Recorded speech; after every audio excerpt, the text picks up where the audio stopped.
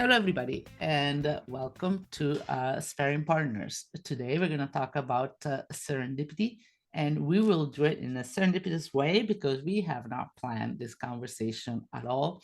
It is with David Cleevely, we're going to talk about his new book on serendipity does not happen by accident.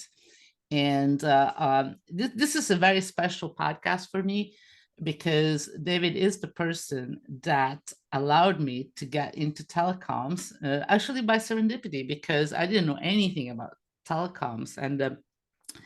He was the one that actually believed that I could do it, even though I was completely ignorant about the topic.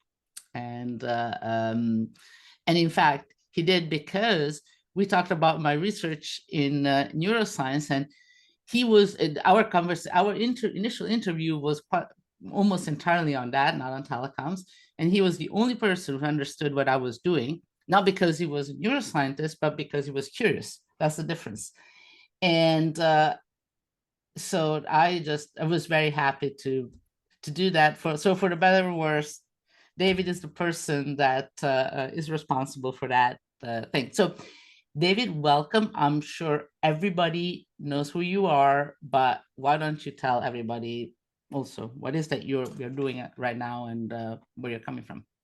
Uh, right. So what I'm doing right now, I'm chair of a couple of companies. One is called Focal Point Positioning, which provides software that takes GPS signals and gives you an order of magnitude 10 times better accuracy. So we're deploying that in automobiles, and we will be deploying it in mobile phones and various other things. And then I'm also chair of a company called Chemify, which is based up in Glasgow, and that has a universal machine that will make you any molecule. It's the stuff of science fiction, really. But we are about to open our new factory in Glasgow, which will be basically a shed full of robots making chemicals based on code that they're fed. So they'll be churning away. And I've done a few other things. I've been chair of a thing called Raspberry Pi. I was chair of both the trading company and the charity. I started a biotech company with Jonathan Milner called Abcam, which was sold last year for around about $6 billion. And I've done a few other things in Cambridge, set up things with government, built a lot of networks, and just finished writing a book. Absolutely. And you clearly understate the amount of things that you've done because every time I talk to you, you're just doing so many things at the same time. It's hard to, keep track of it. But since we're going to talk about the book, we're not going to talk so much about, I guess, your current activity, but really what brought you to it and your experience. Because among all the things you've done, you have built networks. You've been working also with the government. Try to think about innovation, not just by doing it, but what does it take to do it well. And that's in a way what Serendipity, the book, is about. So maybe you can tell a little bit about, give us a sense, because everybody talks about serendipity, but you talk in a different way. Yeah, there's a magical way of talking about serendipity. People think that it's just chance and it can't be controlled, and there's even one author who thought that there might be explanations in quantum field theory or some magic force that we've never actually managed to identify yet. I'm pretty skeptical about that kind of thing because when I thought about it and thought about whether meeting as the book begins, my wife and I, many, many years ago, were standing outside the Talisker distillery. This is before it became Disneyfied and a tourist attraction. And we looked up the road, and walking along the road towards the same distillery were our next door neighbours from Cambridge. And ever since then, I've wondered about the chances of these encounters. I mentioned Abcam, which I started with Jonathan Milner. That was a chance encounter at a dinner. But one of the characteristics about, I think, serendipity is illustrated by that dinner. I was very interested in what Jonathan was doing. Just as that chat with you about neurosciences, I didn't know anything about, well, very little about antibodies and about how they were sold, and certainly anything like that. It was the curiosity about what Jonathan was doing that then led me to decide that there was a business model underpinning it. So there are a number of things that have to come together. There's the chance encounter. There's the what Pastor called the prepared mind, and there is this deep curiosity. I want to know, why is it happening? It is it. I mean, of course, chance plays a role, but I'm not entirely convinced that we can't bottle this. And that's what the book is about. How do you bottle those things? And I think the book begins to uncover how we could construct systems that would produce much more serendipity than we were ever expecting. Absolutely. And and the question is that it's not just accepting this fact, it's how to use it to your advantage, because luck is not blind. In Italian we say aiutati che il ciel t'aiuta, which Ah, means help yourself so that God will help you yeah, more, right? And okay, cello is sky, not God, but that's what it really means. And so clearly you have to start with something.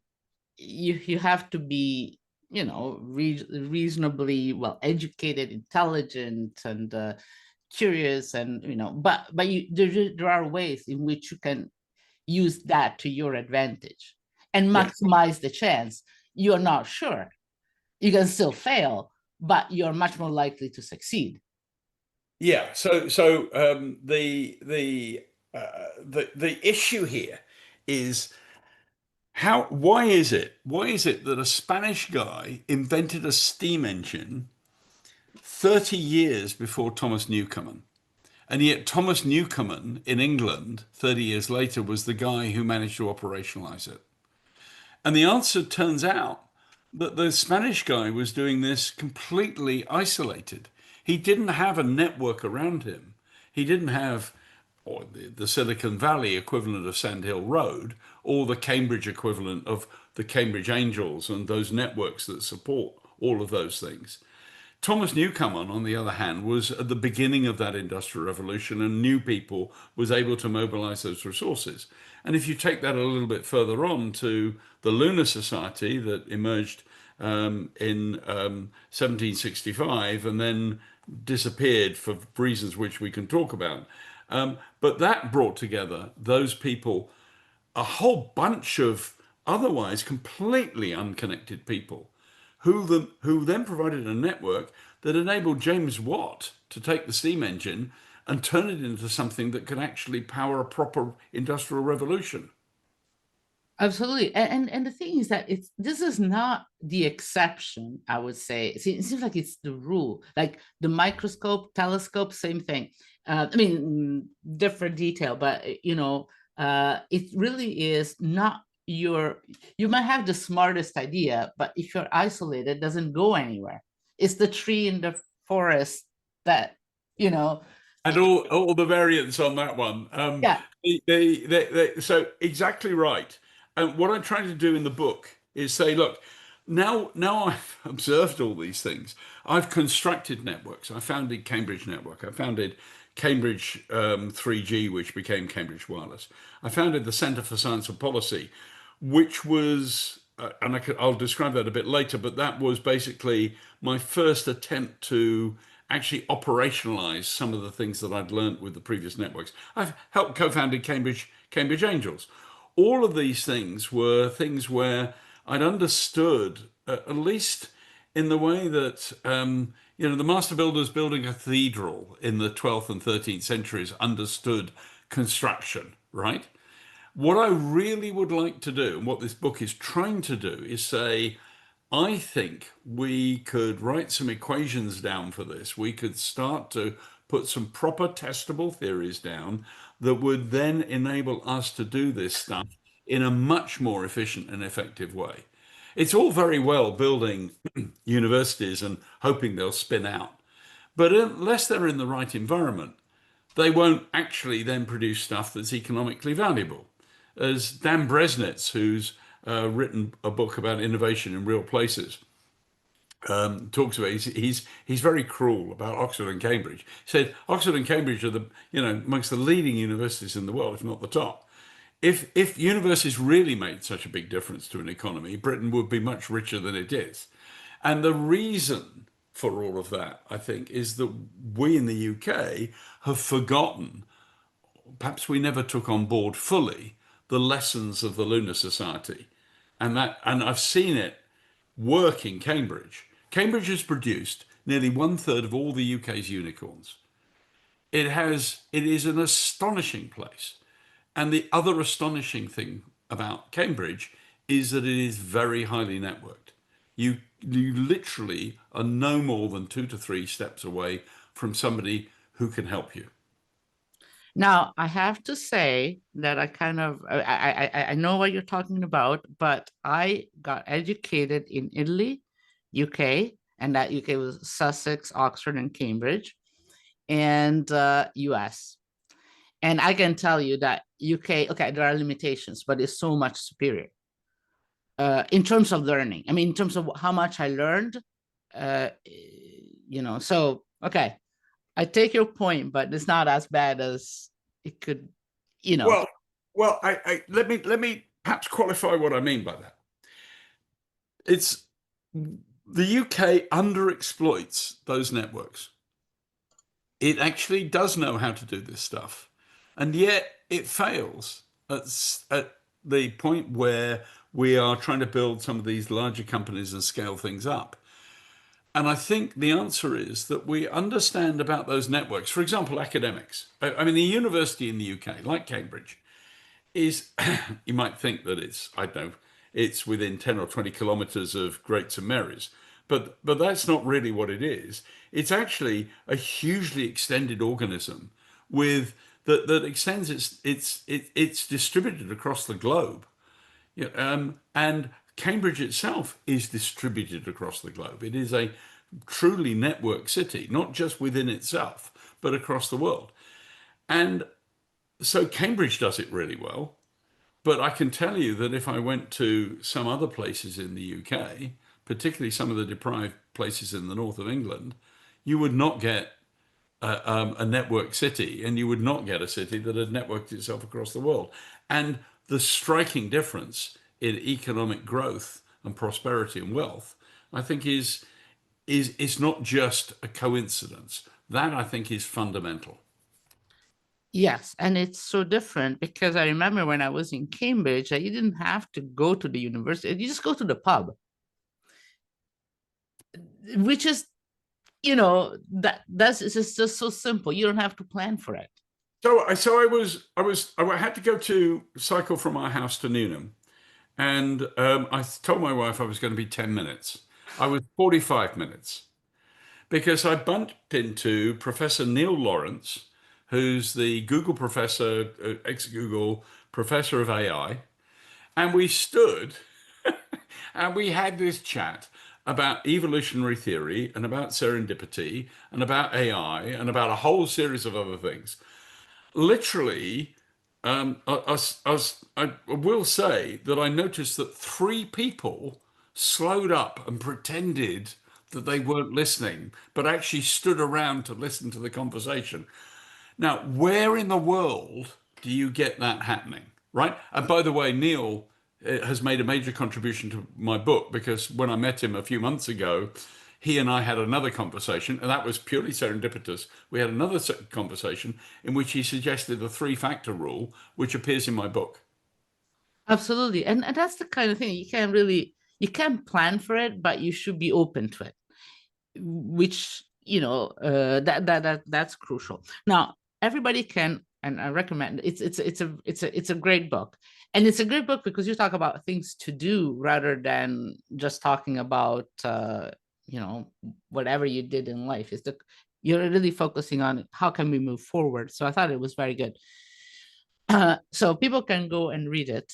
But I do have a lot of sort of questions about sort of the future of serendipity. And as I was reading the book, I was like, great. But it made me a little bit sad because I think that to some extent, we're just not using this opportunity. And right now, with polarization, AI, and the future of serendipity is a little bit at risk. Yeah. So the one of the characteristics about all of this, I mean, is that you've got this density of interaction. But for that density of interaction to happen um, effectively, it has to bring together diverse views. You can't have an interesting conversation with somebody if everything you say the other person has already thought of and they agree with. Yeah. Let's forget it. That's not going to generate anything new. Neil and I, in our conversation this morning, didn't agree on things, but actually together we developed something really quite interesting. And I'm going to meet up with him and have a chat with him about it later on. That level of diversity is incredibly important. I mean, you worked at analysis. I mean, we had quite a diverse range of people there. I mean, it was deliberately. I wanted what would now be regarded as diversity hires. I mean, I didn't regard it. I didn't have anything like that to guide me in doing it, but it was diverse. And I remember once I had one chap from the Foreign Office brought the Prime Minister's advisor on IT, and we eventually, I don't know if you were around for that, but eventually I went off to Greece with um, various people to go and do bits of advice for the Greek government. But he brought this chap, and I thought, oh, you're so Foreign Office, you're so English. I'm going to make a point. And when we walked back down to the front desk, and I said to the Greek guy, I said, goodbye. I just wanted you to know that you met 7 people whilst you were here. And as far as I'm aware, only 2 of them were born in the United Kingdom, Mhm. right? Yeah, yeah, And, and it was, what he didn't know was that included me. but but that's the thing is that they that level, you're right. If you're polarized, if you're in camps, if you're not discussing things, if you think that everything is a foregone conclusion, you are not going to have those serendipitous discoveries. You haven't got a prepared mind. You're not going to be listening to what the other person says. You're not going to show the interest in Jonathan Milner and have a chat that leads to billions of dollars being created in value. You're not going to do those things. Correspondingly, and this is what I'm much more interested in because I'm an engineer. I want to make things that work. I want to turn theories and science into something that's useful. I think there's stuff in here that tells us how to organize our institutions, organize how we fund research, organize how we fund the networks that then connect people up, that provide the opportunities that are the catalyst inside these chemicals in this jar that are going to make the reactions happen more quickly and more effectively. absolutely.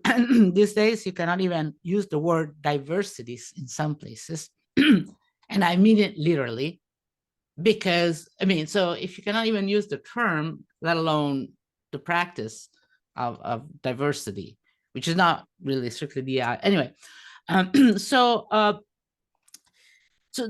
there are, so many issues here in terms of what is happening to all this. And so what I wanted to ask you first is that the whole Birmingham and the Lunar Society was very interesting how it worked, but I thought that the most interesting part was how it ended. And that sounds eerily contemporary. Well, all these So things, maybe you can tell whether us how it started and how it ended. whether it's Socrates being forced to drink hemlock, I mean, that's the end of the flowering of Athens. It's kind of, it's not just the walls being demolished to the sound of flutes. There's the end of the Lunar Society was effectively the backwash created by the French Revolution, and there was a reaction against any of these radical ideas and radical thinking. And in particular, Joseph Priestley, who discovered oxygen and did all these, all these experiments with gases and stuff. And we have to thank for Coca-Cola, because you wouldn't have fizzy drinks without him. He was forced to leave England and went to the United States. Um, and all of those things then caused basically the Lunar Society to disappear. But the effects of the Lunar Society, I mean, as a formal organization, but the effects of the Lunar Society didn't disappear because that network was still around. And years later, back in, we're getting after the end of the Napoleonic Wars, Stevenson, when he was a young man and had an idea for how you could put a steam engine on rails and actually make it work properly, actually contacted former members of the Lunar Society, and the remnants of that put together the money that funded him in the Northeast to then actually create the rocket, which was the first passenger pulling steam engine that won the famous race.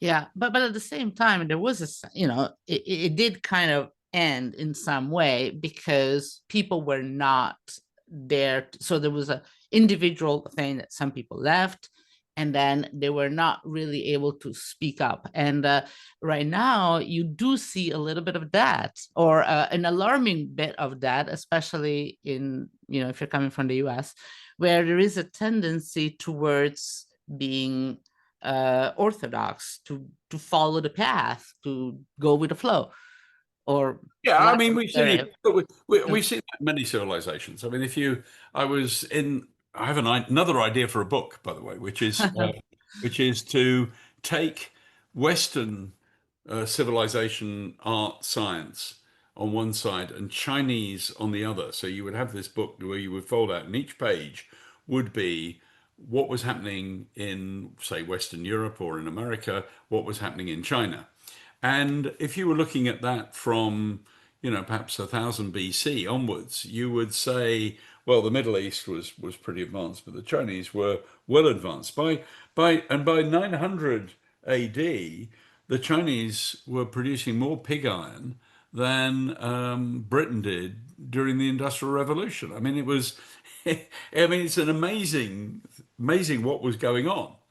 And then the Chinese kind of, in the 1400s, began to get much more concerned about dissent and free thinking, and clamped down on all of that. And whilst they still were very rich, and when the Europeans encountered them in the 17th and 18th century, they were still very formidable. But by the time you get to the 19th century, they become completely vulnerable to Western empire building, and because they literally suppressed all of that thinking and all of the stuff that was nascent, and well, more than nascent. I mean, they developed gunpowder. We were bringing in silk. We brought in ceramics. We brought in all of these things. Even pasta may well have come from China. Um, yeah, so the change doesn't have to be abrupt. It can be a slow strangulation, as it was with China. And there are many, many, many examples of civilizations that have done precisely that. You could argue So, the yeah, Romans did very yeah. similar kind of thing. But if we get into that, I'll start going into details It's about just that it Roman Roman books on mathematics. But sounds like a Jared Diamond type of path here. So now, but so are you worried that we're getting to a point right now with all the geopolitical tensions and specific cultural things, that polarization and stuff like that, that we might have less serendipity coming up, or yes, up yes, next? I am. I mean, the number of things about why we might be concerned about serendipity. One is geopolitical, right? In the world, maybe forming into blocks and so on. Whether we go full Orwell with Airstrip One and Eurasia and so on, I don't know. We'll have to see. Um, that's one thing. But there are other things that are just as I think we ought to discuss as well. I mean, the AI problem, and the issue of AI problem. It's AI problem and AI opportunity, but the issue about AI and the issue about communications and social media all of these things are Yes. contributing to a very rapid change in the way that we interact with each other and with the rest of the world. And what used to be I think, a kind of copable with amount of information that was coming to us, where you could have an idea and you could discuss it with people, is now such a stream as to block out things that you might want to mull over, and it seems to me not quite in sync with the way that human beings think. And I don't think that's just because I'm getting old. I think it's a fundamental, more fundamental issue than that. But the other one is the narrowing as a result of, I don't know, Spotify playlists, or the AI deciding stuff for you. I mean, I used AI in writing the book, and it opened up stuff quickly for me that I could never have thought of. Maybe I would have thought of. Maybe remembering my PhD, I would have spent hours and days and weeks trying to find this information. And I think it's better for it if used intelligently. But I'm an edge case, I think, for this. I don't really think that's what's really going on in the day to day. And I think we need to be conscious that we may be closing things down. There's a real concern that the number of patents per head has leveled off and is dropping, right? There is a lot of muttering about the idea that our rate of innovation with technology is actually slowing down. The stuff that used to be, our kind of dreamy visions of the 50s and 60s, despite the nuclear threat, was of this fantastic world in which so many things were being invented and so many things were being created. And yet that doesn't feel like that to us at the moment. And I'm just a bit, I don't know. We'd have to come back in 100 years to be able to tell really what was going on. But I think there's enough warning signs for us to think hard about serendipity, and take it away from being this kind of slightly flaky concept into something that is really hard and contributes massively to innovation and wealth creation, economic growth. In a way, it makes the whole discussion much more urgent, because exactly what you say, things like AI, social media kind of amplified it to extremes. It's like somebody like you that can get the good stuff out of it, and then make it much easier for the other part of the world where they're not getting the best. And I'm actually personally very worried about the younger generation, where they probably have less protection because they have less experience. Like you're able to, or sort of, we are able in general to have more of a critical distance from what we're seeing, but I'm not sure that the young generation is well equipped for that. That idea about critical distance is, I think, very important, and the training that one goes through, um, which in a kind of Zen-like way, you do the training and then you throw it away because you've now got to a different place. But I always think about Darwin and theory of evolution, and Darwin figures fairly big, fairly major way in the book. Um, the He spent 8 years studying barnacles before he wrote The Origin of Species, and that kind of dedication to the detail and of a particular topic is something which I think is really rather important, and I deal with that. I deal with that in the book. The other one that I'm very concerned about, Monica, is governments and policymakers. The world has become very complicated, and the technology that we use is very complex. It's not clear to me that the policymakers, either the policymakers, that is, in terms of the civil service, or the politicians who then control the civil service, really understand the implications of all of this. And if we were to think about, well, what would you do to help them? It would be to expose them to a broader network of ideas and discussion than the rather narrow world which they inhabit. I devote an entire chapter to that. It's called the Ministry of Predictable Outcomes, which is basically this closing down that you have within government to make sure that nobody makes any mistakes. Well, if you're not going to make any mistakes, You you're can have probably it. going to end up dead. No, absolutely, and I think that that's an issue. You can't even talk to these people, and I think it's actually not I would say it's not just a technology issue, or it's a society issue, and everybody in society should discuss. So, like for instance, the implication of AI is not just AI models and whatever. We need, as a society, decide how we want to relate to technology. It's But more than having Google and Facebook deciding what to do. It's all of us. yeah, so I mean, if you go to back to the levelers and the pamphleteers in the English Civil War, I mean, the invention of the printing press and the cheap printing brought about that absolute chaos. One of my colleagues at Trinity Hall, where I'm a fellow, has written a book called Devil Island, which is about how the foreigners regarded the UK during this period.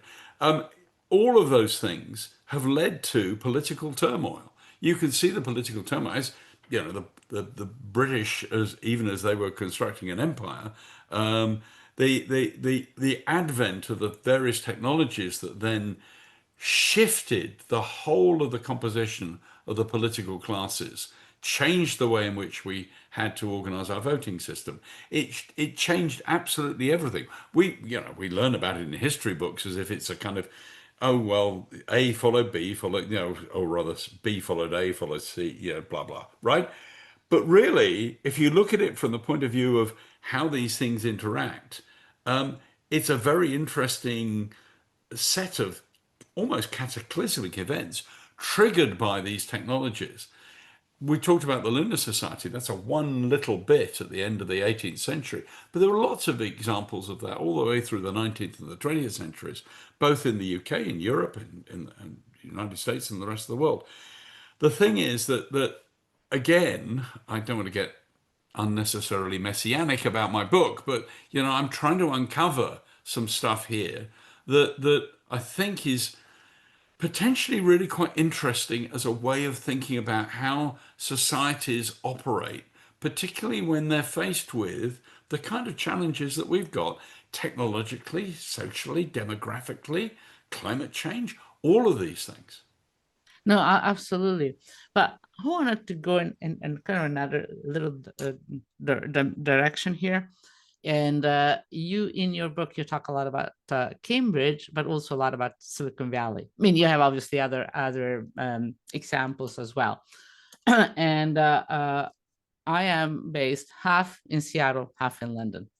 And Mhm. I was kind of surprised because I understand that clearly Silicon Valley is the model that we consider because there's so much innovation there.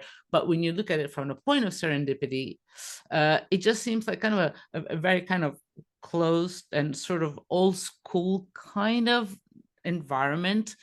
And but I cannot really talk to that much. But if I talk about Seattle, where we have huge amount of telecoms and high tech and whatever, and yet there is no sense of network.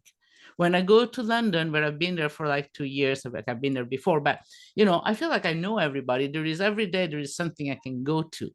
Every time there is a meeting, the meeting ends with the networking part where people drink and sit around and they just don't leave. They just stay there and Yep. they chat with you forever. And about whatever thing might be the case. That to me is just not replicated anywhere in the US. Well, certainly not in Seattle. But um, So what maybe is I'm what wrong. is your view of that? But maybe I'm wrong. I mean, let's entertain the possibility that the whole book is founded on the wrong premise, right? Which is entirely possible. I mean, the whole point about, being properly scientific about these things is you put forward a hypothesis and then you're going to look for counter cases to see if you can disprove it. I'm with Karl Popper on this one. It's not just, I don't want to look for evidence that confirms my bias. So the notion about Silicon Valley, I I have some understanding of it because I've been there a lot, right? And I've been to America a lot, and I think I understand at least superficially, some of these things. I would say that the Silicon Valley that we're seeing today is not the Silicon Valley that we Yeah. saw certainly in the late 1960s and early 70s when, this alternative culture was flowering, when Steve Jobs was choosing an apple, possibly because it contained no Yes. mucus, a kind of slightly weird way of thinking about things. Um, but that back to my point about how social changes and those kinds of networks have a life and a momentum that goes on and on and on, and then you have to renew them. Perhaps, I'm not saying absolutely, but perhaps Silicon Valley worked off that engine, worked off that original set of networks, and people used to talk about being in the cappuccino coffee shop and those kinds of things, and talk with just in the same ways you've talked Yeah. about London. They Mhm. used to. They don't now in the same way. You have to be, I think, part of the elite group to be able to then have these discussions. Now, that I'd like, I mean, I don't want to, was it Chou En-lai who, when asked about the French Revolution, said it's a bit too early to tell? Um, I think the thing is, I would like to see over the next 50 years just how that evolves. Because we've had 50 years back when Silicon Valley had this kind of kickstart. Now, what happens in the next 50 years? And you may be, I may be wrong about it. It may be that the technology of the future and the way things are going to work operates fine with the current structure of Silicon Valley. Personally, I don't think so, but I we need to look at this stuff. I mean, you don't just take it for granted. Don't just sit around in committees and think that whatever somebody has read in the Financial Times yesterday is somehow a universal truth. I mean, this stuff is, we need to think deeply about it. Yeah, no, but I think that sort of I want to clarify my point is that when I look at Silicon Valley, as you say, it's not what it used to be. And it just seems like you're kind of doing well just because you had the whole system set up for it. But it's an advantage that in the long term, it just doesn't seem like it might hold on. So Well, I, because you see fewer people going there. I mean, this is we all sorts of people moving yeah, out. I mean, house prices go up, wages go up, blah, blah, blah, blah. And then there are the kind of slightly pathological symptoms that you see, when Elizabeth, whatever her name was, got funded with Theranos simply because she had the right connections. That's the downside of those kinds of networks. And that's the kind of pathological condition that you can generate. And of course, unfortunately, since then, I don't think have any female founders been funded. I mean, it's been a massive blow to all sorts of possibilities. Look, this is partly random, and it's Mhm. partly structural, and it's really good fun, and we need to keep an open mind and not take any sides, but at least be very curious and try and make sense of what's happening. And the book tries to do that. It's trying to No, say absolutely, there is, absolutely. if you're more than 3 steps away from somebody else, you're not going to be influenced by them, and you're not going to influence them.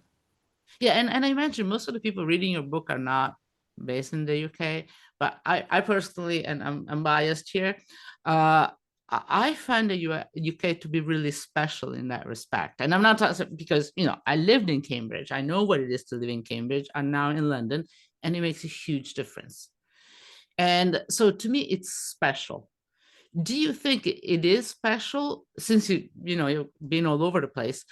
Um, and so should the world learn from it? And what should learn and should not learn, or Well, whatever?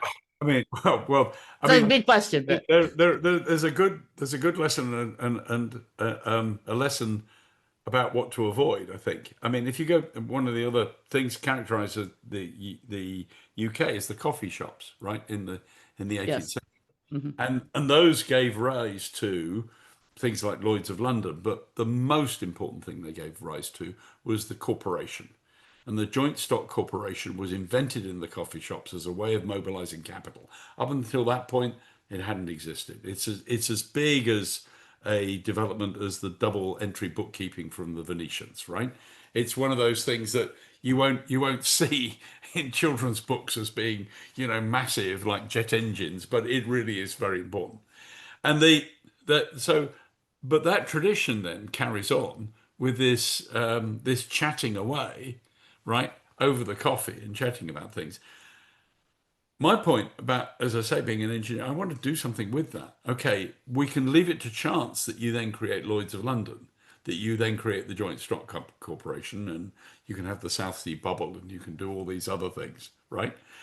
But the real issue for me then is, what do we really do with it in an era of AI and the communications that we've got and the kind of demographic and geopolitical issues? How do we actually turn that into something? And in the UK's specific example, it works marvelously in London, where we have a financial center, and you all those networks enable amazing things to be done with financial instruments. And for pre 2008, for that to be inflated until it was 16 or 70% of our GDP, and look what happened then. Instead of having those networks all the way across the country and not concentrated in the financial sector, but actually enabling all sorts of things to come forward. And I think there's a big lesson there about how those networks, who's in those networks, how they're constructed, what they're doing, and what their actual impact is on the economy. No, absolutely. It's a lot to think. Okay, we've already gone a little bit over, but I want to ask you a final question, and this is about China. So we're seeing a lot of innovation coming from China, and it's real innovation, not just government-driven stuff, right? Um, how is China doing on the serendipity front? Well, the honest answer is I don't know, because although I've been to China a few times and um, I've experienced it firsthand, I've not done any detailed studies there, and so I don't know it anything like as well as I know the United States, for example, or other countries. But my reading of this is that when you are picking a particular kind of sector or activity to deal with, as the Chinese have done in Shenzhen, and Dan Bresnitz writes very well about this in his book.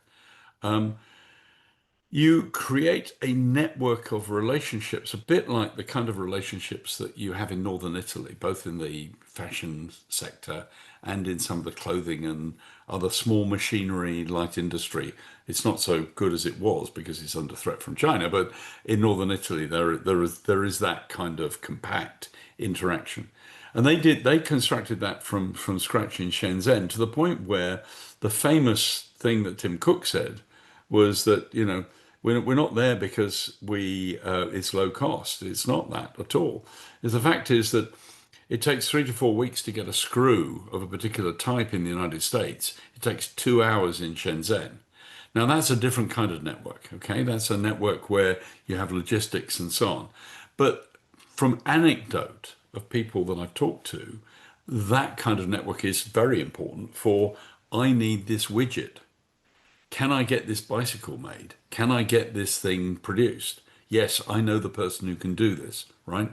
That kind of networking, which must have been the same kind of thing you experienced in Birmingham, right? In the same kind of, when that was the workshop of the world.